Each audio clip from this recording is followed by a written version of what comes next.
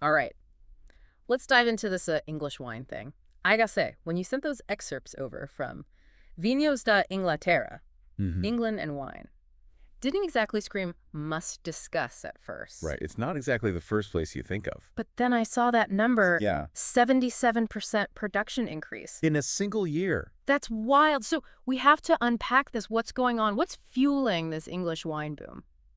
Well, it's not totally brand new. Oh, Yeah, okay. the article actually, it talks about how England has this history with winemaking going way back. Okay. Like, we're talking Romans, right? Yeah. And even, they even mentioned vineyards in the Doomsday Book. Wow, 1066, right. That's the one. So it's not like it's totally out of left field. Just Right, a revival, not a revolution. Exactly. But WHY now? That's the question. You know, it's funny you mentioned the history because I actually got to visit an English vineyard last year. Oh, cool. Yeah, it was in Sussex, one of the regions Vinos d'Inglaterra talks about. Right. Sussex, Kent, they're really making a name for themselves. And walking through the rows, like you could just feel it in the soil, you know? Yeah. This crumbly, chalky, it was like stepping back in time. But okay, for those of us who haven't had the pleasure, break it down.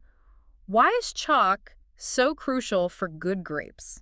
So chalk, right, it's all about drainage. Okay. Think of it like, imagine a sponge. It's porous, soaks up excess water, keeps the grapes from getting all bloated and watery, Makes sense. so you get more concentrated flavor. Yeah. And then there's the minerality. Right, the article mentioned that. What does that even mean, minerality in wine? It's kind of hard to describe, but you taste it. It's like, how do I put this?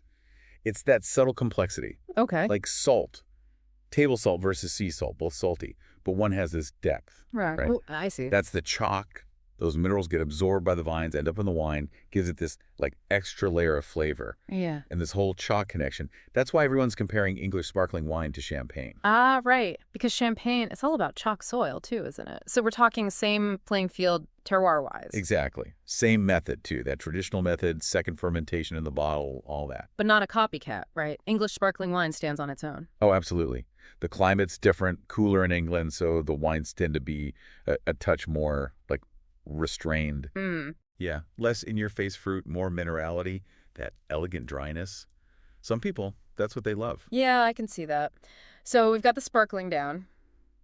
But the article also mentions still wines, which I gotta admit, I haven't explored much. What's the deal with those? Still wines are definitely having a moment too. They're still finding their footing, but there are some really interesting things happening. Vinos d'Inglaterra really highlighted Bacchus. Bacchus. Yeah. So white grape does really well in cooler climates. And the wines, so aromatic, like elderflower, citrus, all that good stuff. Sounds refreshing. Totally.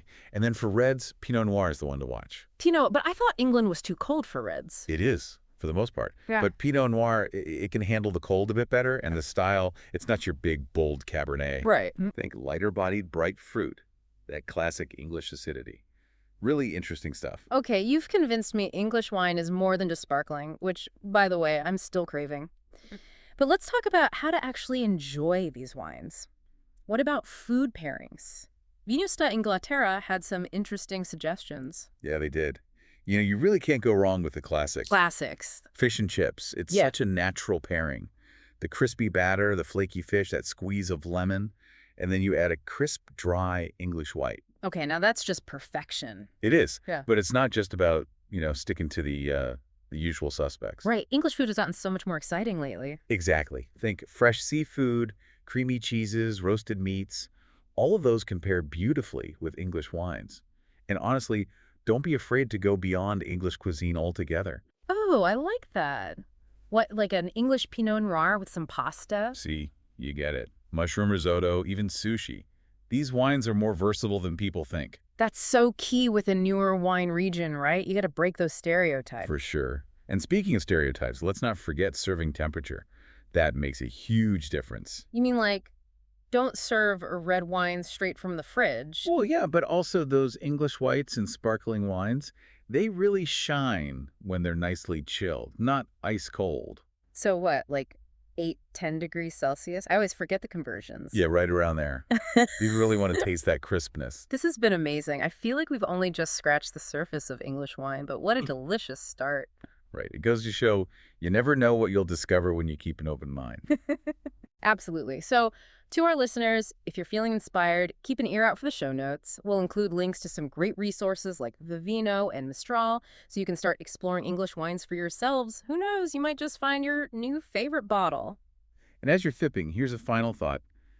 Vinos da Inglaterra, focused on what's happening in the UK. But with all this buzz, all these amazing wines coming out of England, how long until the rest of the world catches on?